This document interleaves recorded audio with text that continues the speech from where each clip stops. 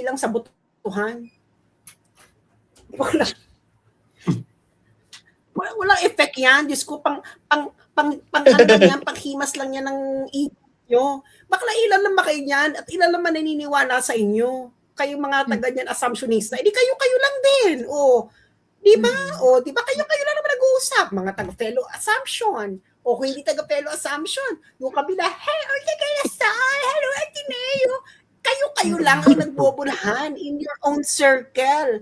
Mga bakla. Pero the rest of the Philippines don't give a fucking shit who you are. At sila ang the multitude. Sila ang botante. Kahit tanggalin po, sunugin nyo pa yung retrato dyan ni Loren Legarda, wala rin pakialam si Loren Legarda sa inyo. Dahil kung kayo lang din naman ang boto, ilan lang ba kayo, mabibilang kayo, ilagay lang kayo sa isang stadium, yan na kayo, yan na ang ganyan-ganyan karami ng botohan. Sa tingin nyo, aaray si Loren Legarda, politiko na mawawalan siya ng botante na isang stadium lang? Dahil binibigyan mo, kayo yung hindi nyo ba nakikita mga kaka-Marcos? Kayo ang nang-aapi sa storyang ito. Actually, matagal na kayo nang-aapi. Nang-aapi na kayo ng 2016, tinatawag nyo lahat ng botante ni Duterte noong 2016 na bobo, etc. Yung mga inaapi nyo, lumaban. 2019, ganun uli kayo. Kayo na yung talo, kayo pa yung nang-aapi. Ano nangyari? Talo kayo. 2022, nang-aapi kayo. Ganun din, talo. Tapos ngayon, 2025 din, nang-aapi kayo. Sinong nanalo? Yung mga inaapi niya, si Bongo nag-number 1. Pagkakulong ni PRD, siya talagang number 1. Nandun ang simpatsya ng tao, hindi ba kayo nakakalata? Government employee. Hindi ba dapat yung NBI doon would have not fired back? There is no explanation. Takang-taka kayo na nag-warning kasi nito. You're not giving any excuse to the warning shot. Pero you are taking it hook, line, and sinker na yung pagbaril ng mga taga-NBI ng 5 beses is acceptable. Correct. Ang tanong dyan, NBI? Mali-mali na sila. Akala ko ba nandun lang sila para i-secure yung pinto? Bakit kinakipagbarilan? Yeah. Bakit parang offensive agad sila sa warning shot? Parang bakit ka na-offense? Pwede mo naman sabihin, oy, pre, NBI kami. Correct. Oo. Di tapos. Kaso nga, pag sinabi kasi nilang gano'n, na pag nagganon kasi sila na, kasi feeling ko talagang ano talaga nila dyan is blitzkrieg talagang parang Rambo, brugudug, ganyan. Tapos siguro, naloka kasi siguro sila na yung nangyari is ewan ko kung bakit nila pinagpatuloy or siguro eksena lang talaga nila, no? Mga adik mga adik, ganyan na mag-isip, wala na silang pakialam kung anong mangyayari. So, hindi. Ayun. Bakit ka, unang-una, hindi mo pa pwedeng sabihin hindi justified yung warning shot? Kasi, nagbabarena ka dyan. Hindi alam ng mga Senado, sino nagbabarena? Bakit kayo may nagbabarena? Ano itong ginagawa ninyo? Syempre, security, naka-standby ka, putang ina, may mag-i-intrude. Bakit hindi ka pumasok sa tamang pasukan? Una-una, naka-lockdown pa yung Senate for security. Tapos, ikaw magbabarena ka, bakla, if a place is in lockdown, tapos may sapitang pumapasok, you are immediately considered a threat. Naka-lockdown nga bakla ka ba ng taon? Tapos sasabihin mo, ang tanungin mo, justified ba na binabarena mo at pumasok ka doon? Ano yung justification mo para pumasok ka doon sa pintuan na yon? Regardless kung binabarena mo yan o hindi, anong justification na pumasok ka doon? What is? Wala kang justification, di ba? Di intruder ka. Anong ginagawa sa mga intruder? Wala ka namang, it's just entering the Senate premises. Tapos sasabihin Yes. nila, hindi nasa GSIS building sila, wala sila sa Senate. Paano ka nga makikipagbarilan? Kung wala, putang ina, ano yan? Nasa kabilang dulo kayo. Buru, buru, buru, buru. Ganon. Totoo. Parang ano lang. Kailangan, ang dami nyo kailangan punuin na storya para, and you need to create this ridiculous scenario in order for it to be justified. Una, bakit ka pumapasok doon sa pintuang yon? What is your authority to enter that pintuan? Wala kang authority, therefore intruder ka. Anong ginagawa sa intruder? Binibigyan mo ng warning shot. Bakla ka pala ng taon eh. And even now, It is Joey, really sabi ng mga PNP na wala man talaga silang arrest warrant. So, it is they really cannot arrest interesting Marcos. na ang aanihin nila is yung Supreme Court is i-deny yung TRO at pwede na sila mag-aresto. But for me, that's not what the Supreme Court will going to do. The Supreme Court will not issue a TRO or deny a TRO. What the Supreme Court will do is to lay down the exact guidelines on procedures on effecting a warrant na i-correct nyo yung deficiency. Ganun ang mangyayari niyan. So mangyayari niyan, I believe ang gagawin ng Supreme Court, no? If the Supreme Court, I hope that the Supreme Court will do this, is to actually lay down the guidelines. Sa katulad ng ginawa nila sa impeachment, na nilay down nila yung guidelines ng impeachment na medyo malabo na ganito, ganyan. And then you can of course, no, the warrant is still valid because the ICC it's still valid kasi hindi naman siya wini-withhold ng ICC. So, Yes. so ang gagawin niya, ililay down ng Supreme Court, I believe, yung guidelines. O, kailangan nyo munang pumunta ng local, ng RTC, and it has to follow normal extradition procedure. That's what's going to happen, I believe. And kasi nga, anong i-deny mo ng TRO? Walang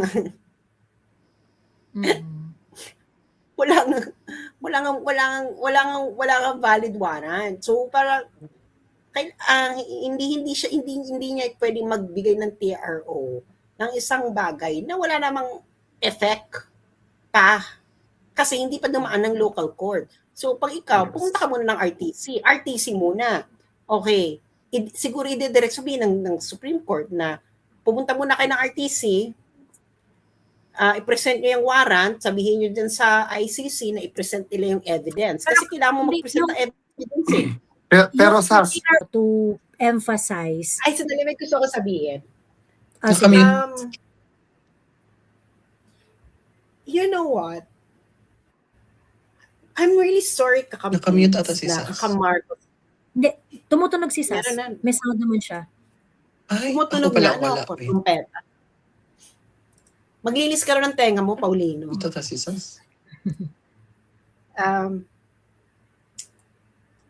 You know what, Kakamarcos, kayo na yan, kakamping at mga pro-BBM, everything that you do is actually, you are giving the DDS more reason to be more solid.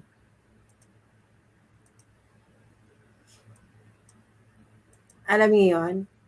Dahil binibigyan mo, kayo yung hindi nyo ba nakikita mga Kakamarcos? Kayo ang nang-aapi sa storyang ito. Actually, matagal na kayo nang-aapi. Nang-aapi na kayo ng 2016, tinatawag nyo lahat ng botante ni Duterte noong 2016 na bobo, etc. Oh, yung mga inaapi nyo, lumaban. 2019, ganun uli kayo. Kayo na yung talo, kayo pa yung nang-aapi. O ano nangyari? Talo kayo. 2022, nang-aapi kayo. Ganon din, talo. Tapos ngayon, 2025 din, nang-aapi kayo. O, sinong nanalo? Yung mga inaapi nila, si Bongo nag-number 1. Pagkakulong ni PRD, siya talagang number 1. Nandun ang simpatsya ng tao, hindi ba kayo nakakalata? Tapos ngayon, may mga pinagdidiwang nyo pa itong pag-atake sa Congress. Bakla, 13 senators yan. Anong mga ranking yan sa Senado? Nung mga nanalo sa election? Bongo, number 1. Bato is number 4. Three. Ay, number Ah. 3. Mm-mm. 3. Bato is number 3. Marcoleta is number 6. Bato is Si number Alan 1. Peter. Si ano pala? Si Robin. Si Alan Peter, nung nanalo yan, I think number 2 ata siya or 1 or something. Si Robin was number 1. Sino pa? Lahat ng mga nandyan. Si Villar na lalaki is number 6 or something. Camille is number 10 ata or 11 or something. Si Amy is number 13. Mga bakla kayo. Yes. Yung mga senador nationally elected. Nationally elected yan. So ngayon, anong sa tingin ninyo ang mararamdaman ng mga taong sumusuporta sa mga yan kahit hindi DDS tapos ganun ang ginagawa ninyo? Girl, remember, the swing voters are actually have diverse senatorial candidates and they're following them. You have just costed yourselves, swing voters, that these senators are that follow these senators. Ilang senators yan? Gaga kayo. Wala na kayo, be. Hindi na kayo tapos nag-cheer kayo ngayon. You are, be, hindi kayo ang bida. Hindi kayo ang bida. Hindi rin kayo ang bida. Wala sa inyo ang beat. Correct. Wala sa inyo ang beat. Hindi kayo at hindi rin kayo kontrabida. Kayo ang supporting actor ng kontrabida. Mas malala pa kayo. Ibig sabihin, bakla, hindi kayo ang wala sa inyong sentro ng storya. Kaya yung mga tipos characters na pwede na lang, alam mo yung bigla na lang mawawala sa eksena kasi wala ng budget, gano'n. Oo. Kayo yung unang makakat. Kayo yung unang mapapauwi kapag cost cutting na ang production. Totoo. Oo. Kaya ganyan ang character nyo, kayo mga campings. Dahil mauubos din ng pera. Mauubos ang pera. Magkakaunsihan pa yan uli. Nagkaunsihan na nga, di ba? Nagkaroon ng grand falling out. I'm pretty sure hindi pa tapos ang unsihan. Ang halang mga kaluluwa ninyo Mga gago kayo Magkakaunsihan nyo Baka nga by June, baka mamaya may mag-resign na naman or whatever dahil sa hindi malamang kadahilanan. Bakit nag-resign si Romualdez? Bakit ka nag-resign? Anong point? Parang, anong issue, be? Kaka-elect mo lang Kaka-elect mo lang uli ng Speaker of the House, nag-resign ka na. So, hindi kayo ang bida, okay? So ngayon, tama si Joey, binigyan niyo itong 13 senators na to ng trauma bonding. Yes. Binigyan niyo siya ng trauma bond. Kaya hindi niyo naman yan, kakahiya naman. Yung niligawan niyo? Si Camille Villar, saka si Mark Villar. Oy, maya naman kayo, Mark at Camille. Diyos ko, mayaman na yung pamilya niyo. Ang isipin niyo na lang ngayon, integridad, nakakaloka.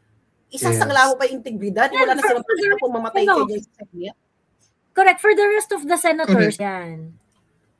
Hindi na lang siya empowered woman. Look, Assumption College has reportedly removed the portrait of Lauren Legarda from its wall of empowered women following criticism from the Assumption Student Council. Ano ba yan? Laki. Over her role in the recent Senate leadership change. The student body said Legarda's action no longer aligned with the school values, particularly after she backed the leadership bid that replaced Senate President Tito Soto with Alan Peter Cayetano. So ibig sabihin, ang Assumption College, you prefer a comedian over a lawyer. Well, ang masasabi ko lang dyan, Assumption College, mga bakla, hindi naman kayong wala naman kayong bilang sa botohan. Walang effect yan. Diyos ko, panghimas lang yan ng inyo. Bakla ilan naman kayo yan at ilan naman naniniwala sa inyo. Kayong mga taga niyan, assumptionista. Edi kayo lang din. Di ba? Di ba kayo lang naman nag-uusap. Mga taga-fellow assumption. O kung hindi taga-Pelo Assumption, yung kabila, hey, Orte Galasal, hello, Ateneo.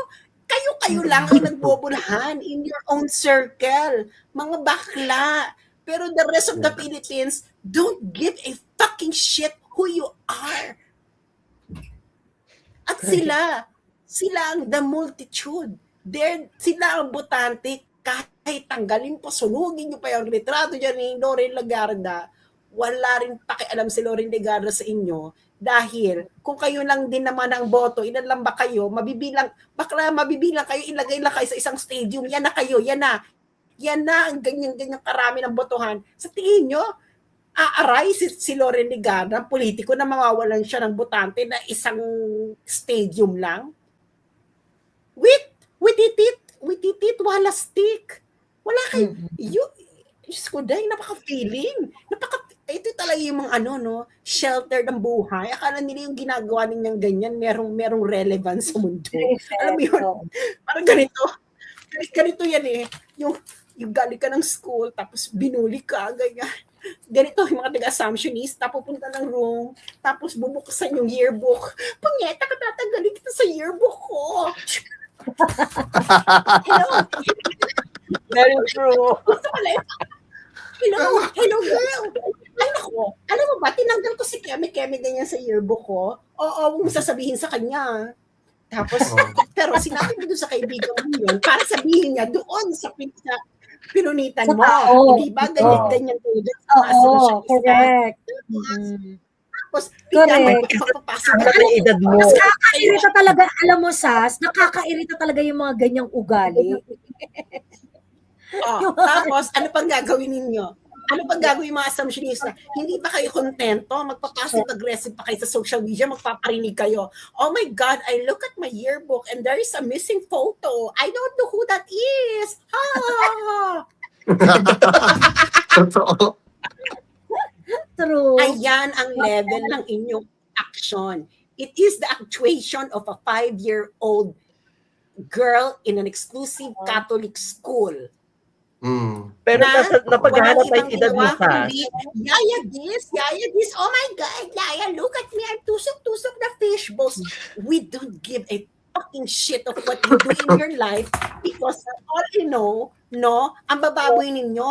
Lalo na kayo mga mayayaman na sa Assumptionista, bakla kayo mga mayayaman ng pinakang-baboy na tao sa Pilipinas, bakla. Bata pa lang kayo, high na kayo, nakikipagtorjakan na kayo, you don't have any values, manners. You cannot hide behind your porcelain skin, your rotten ugali, and the rottenness of your own family. You know for a fact that you are rich because a lot of your family, halos lahat kayo dyan, a lot of your families earn it not in an honest way. Tignan nyo nga kami.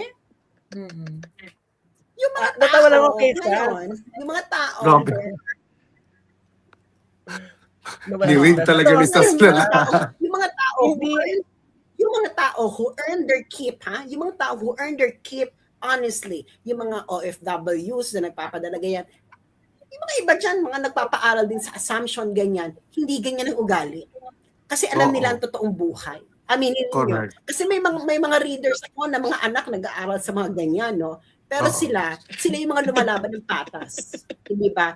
Pero ikaw, nag-aaral ka sa assumptionista, anak ka ng politiko, at karamihan sa inyo, anak ng politiko, hindi ka anak ng politiko, anak ng kabit ng politiko. Kung hindi anak ng kabit ng politiko, anak ng kabit ng businessman. Sa tingin mo, hindi ko alam ang mga baho nyo dyan? Sige nga, hindi ba? Karami naman nag-aaral sa iyo, kung hindi anak ng kabit ng politiko, anak ng kabit ng businessman.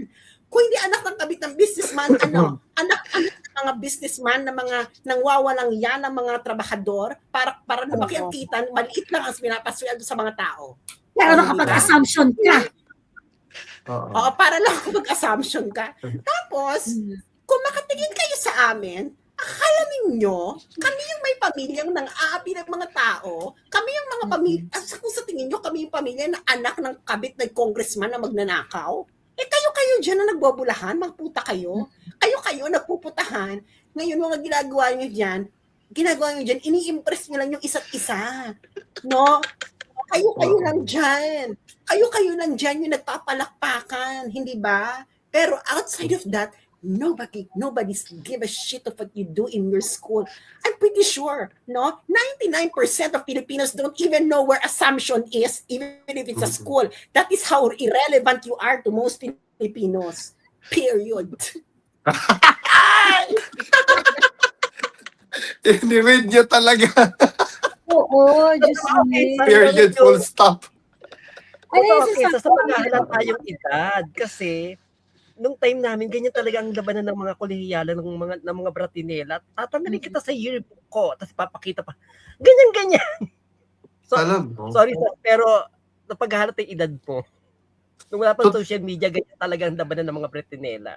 No? Correct. But I think really that's the word na ginamit ni Sas. It's very childish ba na just because somebody's position differs from yours, then you're just going to rip off a picture on the wall just to justify na hindi ka na pwede, you don't belong to us, mga sangre kami. Ikaw, parang gano'n na atake ba? I feel that yung ganyang ugali shouldn't be really emulated or even dapat i-condemn na yung mga ganyang ugali kasi parang archaic siya. It's not really Saka Alvin, sila yung nakinabang kay Lauren Digarda kasi di ba parang pang status ko nila yan na parang nag-aaral ako sa Assumption, ito yung mga tao, ito yung mga graduate ng she Assumption. should be a pride of assumption. At Assumption, nung ano ba yan? after yung gamitin, biglang ayaw nyo na kasi hindi na sunod Yes. sa tono ninyo. Parang, That's very pink na ugali ba na okay, you no longer serve your purpose, bye. Tiwalag ka na sa kulto. Correct. Parang gano'n. That to me is sad. Sad siya, to be honest. Because dapat ang school is... Sa totoo lang, hindi respectful sa democratic processes. So, parang, Exactly. butuhan talaga to eh. 'Di ba? Mm. Butuhan talaga to eh. Well, ba't nyo sinuportahan si Tito Soto? Dapat ganito. Bakit? Bakit kailangan suportahan si Tito Soto? Exactly. Oo. Exactly, Joey ba na? I mean, like, you could have a differing view, but you need to respect the fact that we are in a democracy. And in a democracy, whether you like other people's point of view or not, it's better for you to hear them out. And if you disagree, probably you also say your own position, and then you agree to disagree. Correct. That's how it. Then we can coexist. You don't need to make a lot of convincing to other people na okay, dapat ito talaga yung isipin niya because we are we hold the epitome of what's right and wrong. Parang ganun ba? Sad Sandali lang. lang ha. May gusto akong sagutin dito. Tama. Si anything to everything 1159. Sabi ni anything to everything 1159, you are so inggit bakla. Pasensya kasi hindi ka tinanggap kasi guy ka hay. Bakla, sa tingin mo, ako iiyak dahil sa Assumption. Bakla, Assumption is not known anywhere else in the world. It is only known around the vicinity of San Lorenzo, Makati. I studied in the Netherlands, in The Hague, in a school known by a lot of people around the world. I'm currently studying now in Beijing. No? And you, ano ang pinakamalayong narating mo? Kundi yung barangay clinic ninyo sa book, no? At siguro, kung hindi ka pa makakuha ng ayuda, hindi ka pa makakalabas ng bahay mo, makakalayo within around and more than 5 meters away from your house. Pinagsasabi mo, tingnan mo nga kami, kung tingnan mo hindi ka gumraduate ng high school, kung hindi ka pa nangupi sa kaklase mo, na kung hindi ikaw nangahada, kung babae ka, hindi ka nagpapakana para makapasa ka, no, kundi nagpapahada ka sa bakla para makapagawa ka ng assignment. Hindi ka gago-gago. Inggit-inggit. Savage. Kala mo naman, Lord. Grabe si Sas today. She chose war. She chose war literal. Assumption College is known for very, Outside very the vicinity of known. San Lorenzo, Makati. I beg to disagree. I don't know. I do not know if it's part of the Assumption times. College is very, very known. I don't even know if it's part of the Part paano ba yun siya? Nakarank ba yun siya sa top 100 sa QS or the? I'm not sure. Hoy, nung Yung- time namin pag-assumptionista ka, Sobrang- ibig sabihin sobrang- talaga kulihiyana ka, pero Wait, guys. Sobrang sikat ng Assumption College. dahil, Saan? Nasa kanta yan ni Andrew E. Hello? Ang sabi, Ah, ang gusto okay. niya Sikat assassinista. siya na puro pakpok. Yung sa kanta ni Andrew E. na puro Ah. pakpok. Oh, Ano ba sa para naman hindi kita kaedad? this is lahat sila nakatira sa San Lorenzo Ville among the folk. Kay Ana, ako napatingin. At pagkatapos ng si Ana, ay biglang lumapit Yeah. sa akin. Tinanong niya ako, hey Andrew, Buwan. Oo, sa number 2, ay, di nyo alam, sikat Di po ko. yan. yung time natin, sikat yung asawa. Grabe si Sas. She woke up and chose war today. Literal. Hindi na yung ako. Yung mga nagtatanggol dito, kung akala naman nila, alam nila kung nasa yung assumption. Bakla, alam niyo ba kung nasa yung assumption? Bakla, hindi nyo nga alam kung paano pumunta ng San Lorenzo, Makati. Bakla tumira ako, no, kapitbahay ko ang San Lorenzo, Makati. Nakatira ako dyan malapit. No, noon, nung nasa Pilipinas pa ako, nung mga, a century ago.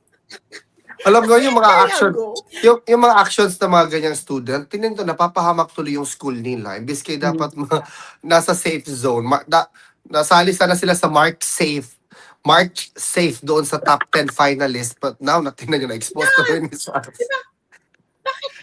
Di ba, karamihan naman nag-aaral dyan, kaya naman nag-aaral dyan dahil, ano bang buhay nila?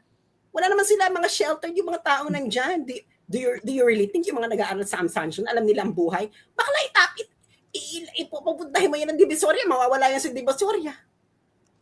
Papuntahin mo yan ng, tanggalan mo na wala silang alam sa buhay. And then you're not gonna tell me that these are the people who are gonna tell me about how to live my life. Dude, no way. These people don't even know how to maybe perhaps wash their own panties. Tapos sila sabihin mo na may alam sa buhay? No way, you only read it in the books. No, that's why we will not bow down to you, my dear. I have seen the world, been to many places, sabi nga ni Janet Jackson. Ay, Janet Jackson pala. Ano yun? Ano kaya po I've been around the world, been to many places. Marami na ako natikman, iba't ibang nationality from all continents except Antarctica. Tapos sabihin mo na sila magtuturo sa akin about life and its vicissitudes. Excuse me, no?